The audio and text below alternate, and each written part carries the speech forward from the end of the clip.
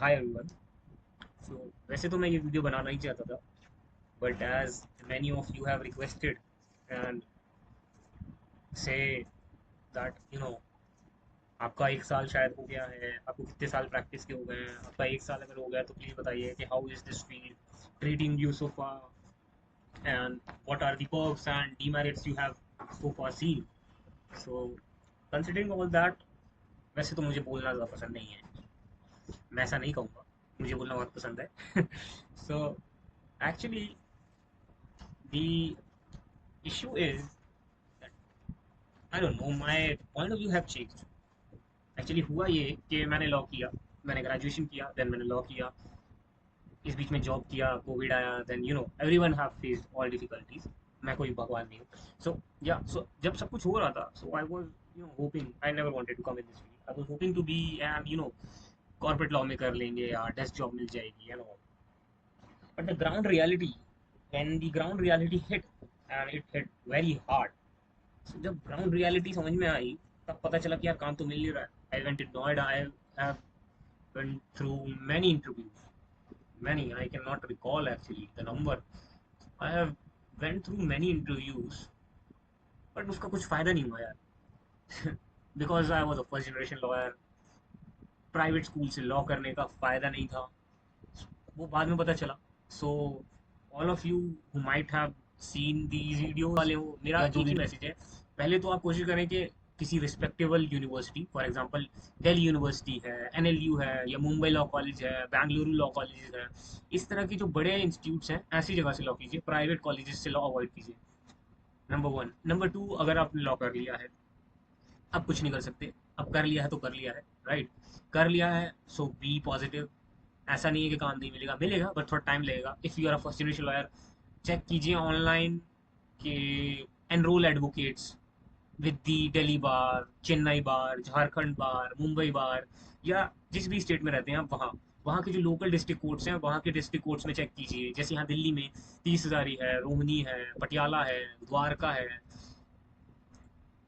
कड़कड़डूमा है, इस तरह के कोर्ट्स हैं। चेक कीजिए इन कोर्ट्स में कितने चेंबर एडवोकेट्स हैं जिनकी ईमेल आईडी आपको मिल सकती है। इनकी ईमेल आईडी ऑनलाइन ढूंढिए, पीडीएफ्स में, पीडीएफ्स मिल जाते हैं इजीली। इन पीडीएफ्स में जाकर चेक कीजिए ईमेल आईडीज इनकी, इन किन किन की ईमेल आईडी वैलिड है।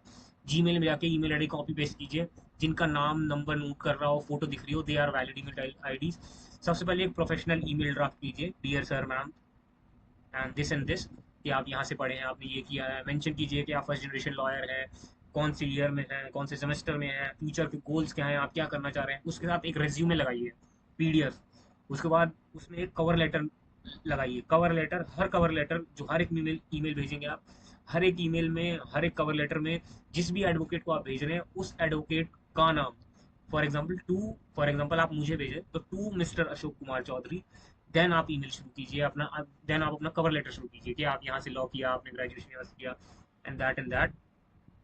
उसके बाद आप मेंशन कीजिए कि आप क्या चाह रहे हैं फ्यूचर में, आप लिटिगेशन में क्यों आना चाहते हैं। तो इस तरह से चीज़ें, इस ये सब कुछ नहीं है, ये सब टैक्टिक्स है to just impress the senior. मैं ऐसा नहीं कह रहा हूँ कि आपको 4 दिन में काम मिल जाएगा, या 2 महीने में काम मिल जाएगा, या 3 महीने में काम मिल जाएगा, but there are number of seniors जो अपने ईमेल्स रेगुलरली चेक करते हैं, और वो देखते हैं कि किसी ने कितनी मेहनत की है एक ईमेल भेजने में। आपको ये सुनने में शायद अचंबा होगा, but considering me as a example, मैंने अप्रॉक्स हंड्रेड्स ऑफ ईमेल किए होंगे एक्चुअली। सो आपको क्या करना है, आपने अगर प्राइवेट कॉलेज से लॉ कर लिया तो इसके बाद आपको कॉलेज में ध्यान रखिए, कॉलेज में जो आपकी प्लेसमेंट ग्रुप्स होते हैं उनमें ध्यान रखिए कि आप एडेड हैं, नहीं है तो ऐड हो जाइए किसी भी तरह से।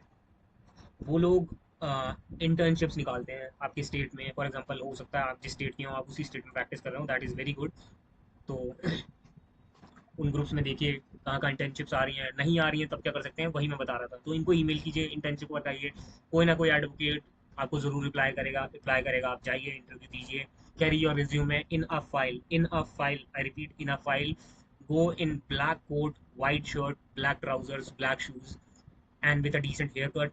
B respectful and humble. इज्जत कीजिए सबकी जब भी जाए। ये बहुत सिंपल चीज़ है, मैं बता रहा हूँ, मेरे को आप कंसिडर नहीं करेंगे, बट मुझे अभी भी अपना वो फर्स्ट एक्सपीरियंस याद आ जाता है, इसलिए मेरे को अभी हंसी आ रही है। एक्चुअली मेरे को एक बहुत अच्छे प्रोमिनेंट लॉयर हैं, क्रिमिनल, दिल्ली में। सो मेरे कॉलेज में मैं I was in Delhi, and मेरा लॉ हो गया था, obviously I was blank. Obviously कोई गॉडफादर नहीं होना एक न्यू फील्ड में is just I can understand, you also can understand.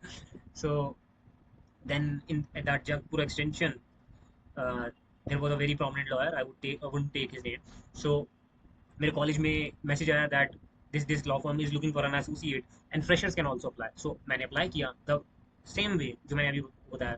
I added my resume, my cover letter, my statement of purpose, why I am trying to communicate him, मैं आपके law firm में ही काम क्यों करना चाहता हूँ, सब कुछ लिखा मैंने। एंड ईमेल में भी मेंशन किया कि please find attachment of all these documents. And then I got a call. So मुझे जो कॉल आया उनके एसोसिएट का, he told me to come on that day. So I went there dressed in. So when I went there, there was another guy who was sitting for interview. So उनका interview हुआ, then immediately he called me. So I went there inside. So I was carrying a file. So I gave the file to him. So he said, "What's that, man?" I said, "I am carrying my CV." So you need a file to carry your CV? I mean, so I said yes. Obviously, he got very impressed and he was smiling then. Then he said, "Please have a seat." Then uh, then मैं बैठा।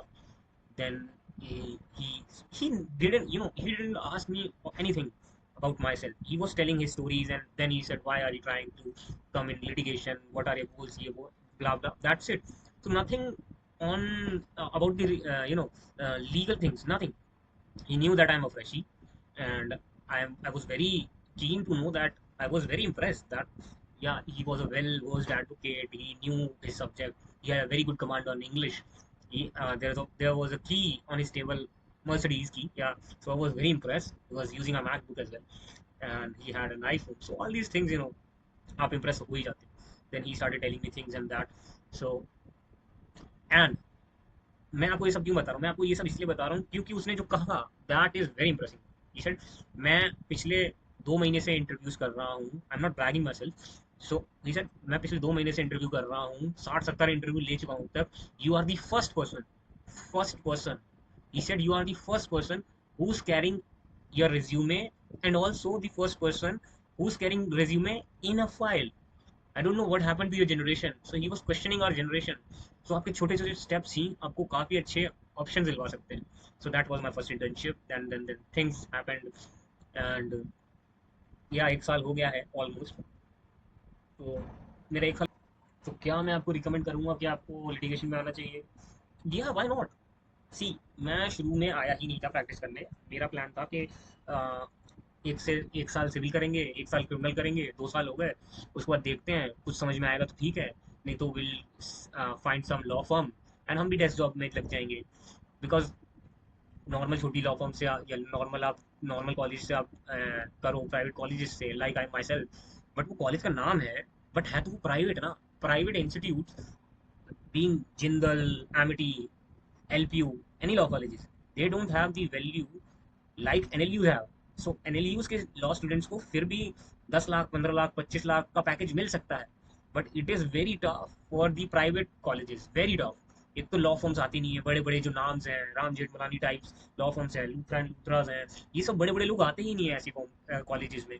ना ही ये बड़े incline होते हैं, क्योंकि ये दिन हो कि हमने पैसे से एडमिशन लिया है।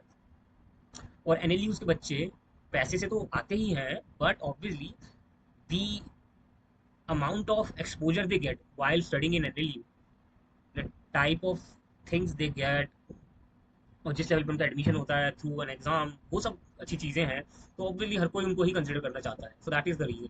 सो now the issue we have is कि अब प्राइवेट बच्चे कहाँ जाए? तो प्राइवेट बच्चों के लिए एक यही ऑप्शन है कि अगर आपके पास कोई ऑप्शन नहीं है, कोई कनेक्शन वाला नहीं है, तो आप यही कर सकते हैं जो मैंने किया है, sending emails. Yes, sending emails. And हमारे एक साहब हुआ करते थे, हुआ नहीं करते थे, अभी भी है, हमारे बार काउंसिल के जो प्रेसिडेंट है, तो आई थिंक प्रेसिडेंट ही है, आई बिलीव प्रेसिडेंट ही थे वो। उन्होंने एक बड़ी कमाल बात की थी जब मेरे को मेरा बैंड मिल रहा था, then I was enrolling as an advocate. So on that day he said, ये जो काला कपड़ा है ये सिर्फ कोट नहीं है, this is the respect you are carrying in anywhere you go. So ये जो रिस्पेक्ट है उसको आपको खोना नहीं है। आप रोड पर गोलगप्पे नहीं खा सकते, ऐसा नहीं कि आप कोट पैंट में गोलगप्पे नहीं खा सकते, बिल्कुल खा सकते हैं, बट एज अ, इस कोट को आपको ऐसा समझना है कि that is the symbol of justice. So आप उस चीज को पहन के कुछ गलत नहीं कर सकते, कुछ चीजें नहीं कर सकते। मैं अपना जो कोट है वो उतार देता हूँ while I am eating anything, on a roadside or anywhere, because I feel that it just gives the meaning of that code. I mean, obviously, otherwise it's just a piece of code. And also, he was saying that when you are wearing a band, you should remember that it's just not a piece of cloth. It is also a symbol of justice. It is also a sense of respect that everybody is giving you, and everybody is believing that you know the law. So people will believe that you will first follow that. So that is very important. तो उनकी ये बात, उन्होंने एक बहुत कमाल बात और कही थी। उन्होंने कहा था कि आपको काम नहीं मिलता है, कोई कहीं बैठाता नहीं है, कुछ मत कीजिए, कपड़े पहनिए और कोर्ट जाइए, जो भी घर के पास कोर्ट हो वहां जाइए। उन्होंने बोला कि कोई वकील आपने देखा है सर जो घर पे बैठता हो, वकालत कर लॉ करने के बाद घर पे बैठता है कोई वकील? बोलता है, जाएंगे, कोई ना कोई तो टकराएगा ही, कभी ना कभी तो कोई मिलेगा ही। ये देखिए कोर्ट कैसे काम करते हैं, बैठिए कोर्ट में जाके, कोई आए तो पूछे, उनको बताइए एकदम बढ़ा चढ़ा के कि अरे वकील हैं हम, कोर्ट में बैठते हैं, कोर्ट से आ रहे हैं। कोई पूछे कहाँ से आ रहे हो, कोर्ट से आ रहे हैं, कहाँ जा रहे हो, कोर्ट से आ रहे हो। वो वहाँ कहना ये चाह रहे थे कि आप कोशिश कीजिए कि कोर्ट में ज़्यादा से ज़्यादा वक्त बिताएं, rather being sitting at home, कि आपको कोई कहीं बैठा नहीं रहा है, कोई आपको नहीं बैठाएगा, आपको खुद बैठना पड़ेगा कहीं। तो उन्होंने कहा ये जो कहना था वो मेरे लिए एक रामबाण साबित हो गया। And so I started coming to courts. मेरे पास कोई बैठने की जगह नहीं थी, but I still use to come and sit in courts. देखता था कि कैसे काम हो रहा है, कैसे लोग बैठे हैं। Then I use to also knock on doors. मतलब मैं ऐसा बताना नहीं चाहता, बट या that you need a associate और नॉट। सो मैंने ईमेल्स भी भेजे, तो मेरे एक ईमेल का अच्छा जवाब आया, जिनके साथ मैं अभी काम कर रहा हूँ। I got him from that email only, जो मैं आपको बता रहा हूँ। सो एट फर्स्ट बिगनिंग ही सेड नो नो, आपका यार रेफरेंस नहीं है, and how do we trust you, right? तो trust is main thing. So आपको ये लग रहा होगा यार इतना क्या कर रहे हैं ये लोग, इतना ऐसा भरोसा क्यों नहीं कर रहे हैं? शुरू शुरू में मुझे भी ये लगा, बट जब मैंने उनका पॉइंट ऑफ व्यू समझा, तब मैं समझा कि वो क्यों नहीं मान रहे हैं। बिकॉज यार सी, कोर्ट में और चेम्बर्स में लाखों करोड़ों रुपए के मैटर्स हैं, फाइल्स हैं, बहुत इंपॉर्टेंट प्रेशियस डॉक्यूमेंट्स हैं। एक फाइल गुम हो जाए तो उसके एनेक्शंस निकलवाने के लिए कोर्ट में आपको हज़ारों रुपए देने पड़ जाएंगे, सेम फाइल की कॉपी निकलवाने के लिए। उसको सर्टिफाई बोलते हैं। सर्टिफाई का फॉर्म लगेगा। मान लीजिए अगर 5,000 पेज हैं, एक पेज 10 रुपए का हो जाएगा। समझ रहे हैं? उतने के लिए आपको पहले कोर्ट से परमिशन लेनी पड़ेगी। क्लाइंट को क्या जवाब देंगे? तो ये सब बातें आ जाती हैं। इसलिए एवरीवन ट्राइज के जो एक दूसरे को जानता हो वो उन्हीं को रखें, या रेफरेंस से आ जाए। वो मुझे बाद में पता चला। सो आप कोर्ट आइए, इस तरह से ईमेल में अप्लाई कीजिए। अब मेरा एक्सपीरियंस कैसा रहा? मेरा एक्सपीरियंस, शुरू में मैंने सोचा था 1 साल करूँगा सिविल, 1 साल क्रिमिनल, देन वही प्राइवेट में कहीं काम करेंगे। बट अब लगता है कि शायद हो जाएगा। सो मुझे मौका मिला हाई कोर्ट में मेंशन करने का। पहला दिन वॉज अ रोलर कोस्टर। पहले दिन ही जज साहब ने डांटा, दूसरे दिन जज साहब ने डांटा, बहुत कुछ हुआ। रोया, हंसा, खुश हुआ, दुखी हुआ, परेशान हुआ, डिमोटिवेट हुआ, मोटिवेट हुआ, बहुत कुछ हुआ इस 1 साल में। I mean everything is coming back and forth in. तो सब कुछ हुआ। पर मैं कहना चाहूँगा कि अच्छा एक्सपीरियंस है यार। I mean you should try. कोशिश कीजिए, ट्राई कीजिए, जब तक झेल पाते हैं झेलिए। बट मेरे कहने का मतलब ये है कि आज मेरे सीनियर ने बड़ी अच्छी बात कही कि आप अगर लॉ फॉर्म में काम करते हो, आप अगर किसी लॉ फॉर्म में काम करते हो, तो आप 60-65 में, जैसे जो डेस्क जॉब होती है, कॉर्पोरेट जॉब होती है, आप 60-65 में रिटायर हो जाते हो। उसके बाद क्या करोगे? एक्चुअल में कोर्ट्स में इसी एज के बाद एक्चुअल प्रैक्टिस शुरू होती है। Then you become a senior advocate. I mean, obviously, there is a senior advocate who is designated as a senior advocate. Just 2 months, I believe, 2 months ago, he's a 39-year-old guy. तो मैं ऐसा नहीं कह रहा हूँ 39 to 79, so this is the age gap. So मैं ऐसा नहीं कह रहा हूँ कि आप सीनियर डेजिग्नेटेड एडवोकेट नहीं बन सकते एट अ यंग एज, बिल्कुल बन सकते हैं। But majority of the senior designated advocates are above 50 and 55। So remember, so वही चांसेस लें अपने। तो मेरे कहने का मतलब है कि आपको ट्राई करना चाहिए। क्रिमिनल कीजिए, सिविल कीजिए, जो कर सकते हैं कीजिए।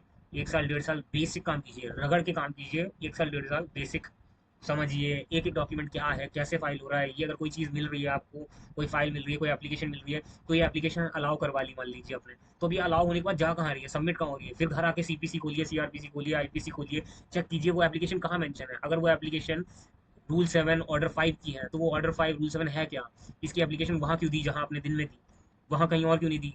तो आपको समझ में आएंगी धीरे धीरे चीज़ें। कोर्ट के एनवायरनमेंट में रहिए, आपको समझ में आएगा कोर्ट क्या है, कैसे कोर्ट में काम करना है। लोगों से मिलिए, बात कीजिए, कोशिश कीजिए ज़्यादा से ज़्यादा अच्छे से बात करें लोगों से, कोशिश करें ज़्यादा से ज़्यादा लोगों से आप कम्युनिकेट कर पाएँ, कोर्ट में आएँ, कोर्ट के एनवायरनमेंट में रहें। आप देखेंगे सीनियर एडवोकेट कैसे आर्ग्यू करते हैं कोर्ट में, आपका कॉन्फिडेंस बढ़ेगा उससे।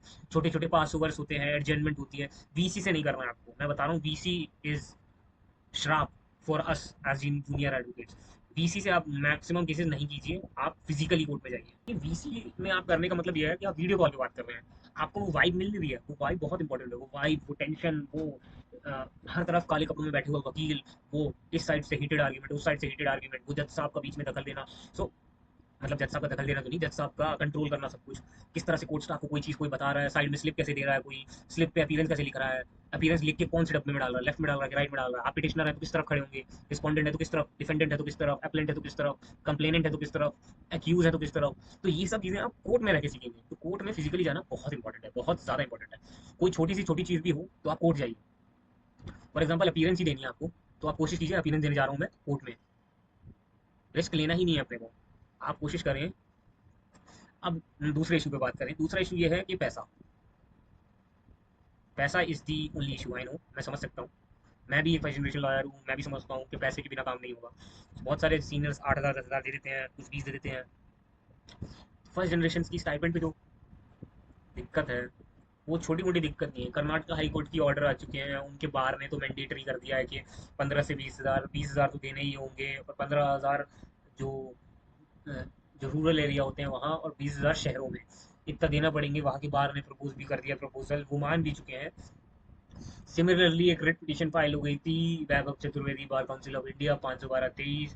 इसमें मिनिमम स्टाइपेंड की बात चल रही थी। बट क्या ऐसे प्रोफेशन में जहाँ पहले ही काम मिलना मुश्किल है, पहले ही काम मिलना मुश्किल है, ऐसे में लोग फ्री में काम कर रहे हैं 5,000 10,000 15,000 25,000 में, तो क्या वहाँ पे आपको स्टाइपेंड एक्स्ट्रा दिया जाएगा या नहीं दिया जाएगा, सवाल ये है। मेरे हिसाब से तो पैसा मिलना चाहिए, व्हाट आई बिलीव, बिकॉज आप काम कर रहे हैं, एट द एंड काम काम होता है। अब पता नहीं लॉ को इस लेवल पे क्यों बना रखा है कि इतनी बड़ी चीज़ है या बहुत नोबल प्रोफेशन है तो पैसा मत मांगो, सिर्फ काम मांगो। ये बात थोड़ी गलत लगती है मुझे। यहाँ पर मैं जूनियर्स के फेवर में हूँ। सीनियर्स को काम करवाते हैं तो उनको पैसा देना चाहिए, I believe, I agree 100%।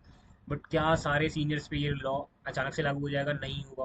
Obviously सारी लॉ फर्म, सारे सीनियर्स, सारे चेम्बर एडवोकेट्स उतना पैसा नहीं कमाते जितनी बड़ी बड़ी फर्म्स कमाती हैं, तो उन पे उस लेवल पे लागू नहीं होगा। इसीलिए ये फिक्स नहीं हो रहा है। इसीलिए दिल्ली बार काउंसिल ने एक एक प्रपोजल निकाला है कि बात करते हैं, देखते हैं क्या होता है।